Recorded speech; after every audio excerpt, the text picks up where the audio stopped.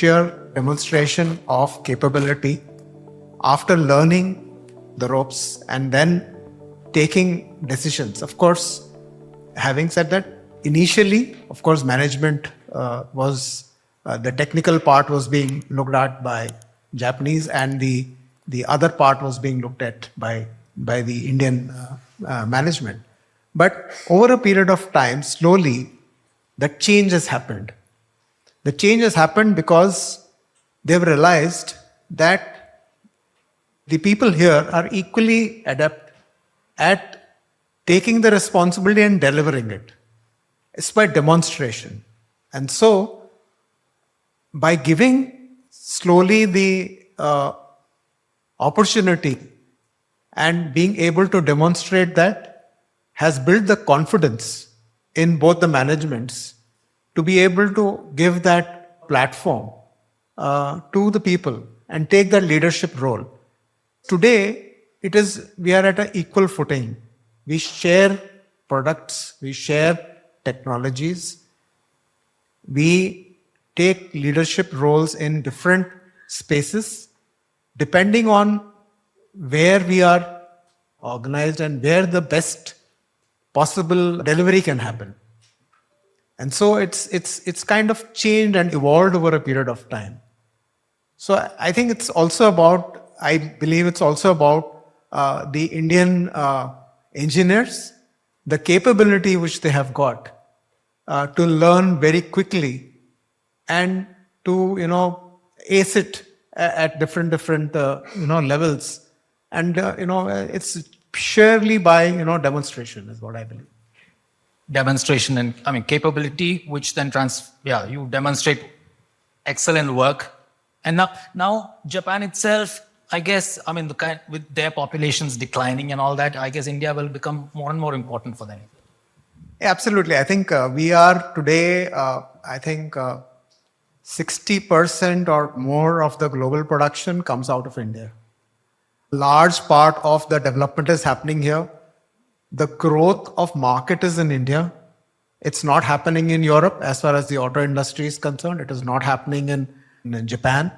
Growth areas are Africa, Latin America, India, and ASEAN. And building that synergy across these zones, India is really uniquely placed to be able to harness the local talent, and having learned all whatever is required from Japan by working over a period of time, being able to develop that and delivering in time at the global quality levels. Obviously, the overlying layer is the Suzuki technology in terms of the standards and all of that. In our case, 17, 18 brands, having product life cycles of 6 years, mid-cycle every 3 years. So every 2 years, you need to develop at least 1 or 2 new models and refreshes along with that. You have to have development capability and capacity to be able to do this. But you can't do it alone, because in case of OEMs like us, 60 to 65% by value of parts comes from system suppliers like the Bosches and the Continentals. They all have to collaborate and work.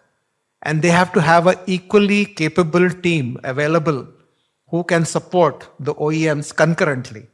Because when you are running the program, and inputs have to come and you have to collaborate with them on a real-time basis. And the same thing happens with the parent in Japan. If you are sharing platforms or if you are sharing products, you have to do it in ecosystem development is something which has taken time. In the case of Maruti Suzuki, because whether you have local capability, because enough capacity is not available globally. And so today that is what is changing, that you need to develop the capability and capacity in India to make that support happen. You can see a lot of the auto component suppliers ecosystem growing, because they are not just talking about getting the drawing and developing the part or just manufacturing it. They have to co-develop along with the OEM. And you need to do that same thing when you're doing manufacturing. You need to do that with tooling suppliers. You need to do that with machine tool manufacturers.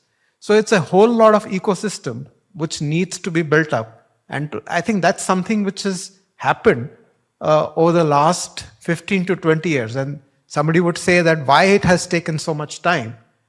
And this is the reason why it takes time. But having said that, today you are at a base. From here, it's only about scaling up. India wants to be a $30 trillion economy in the next 20 years. So manufacturing is going to be roughly about 15%, and we want it to grow to 25%. Auto is roughly about 50% of that today. And we want to grow, and if mobility itself is going to grow 5 times from today in next 20 years, in all spheres, whether it is four-wheeler, two-wheeler, metro, air, rail, everything, go 5 times. Manufacturing, if you look at, China is at roughly about $4 trillion output. Rest of the world, including India, is $4 trillion. India is $800 billion as far as manufacturing is concerned. Auto has to be 50% of that. Today's GDP is going to be next 20 years, automotive contribution to the GDP. It's not just, the talent is not just required for, technology development and design and engineering, but it's also for manufacturing. Gap is there, huge gap is there. Today in Maruti, if I have to get an engineer, it takes me for a raw graduate, if he has to work on his own and take judgment capability. Judgment, that means that I can judge that it is okay or not okay. And somewhere I think manufacturing is taken, if we have to grow and if we have to be a developed nation, to $15,000 per capita in the next 20 years, we have to grow 5 times, roughly. And so manufacturing has to grow, and so the talent has to grow.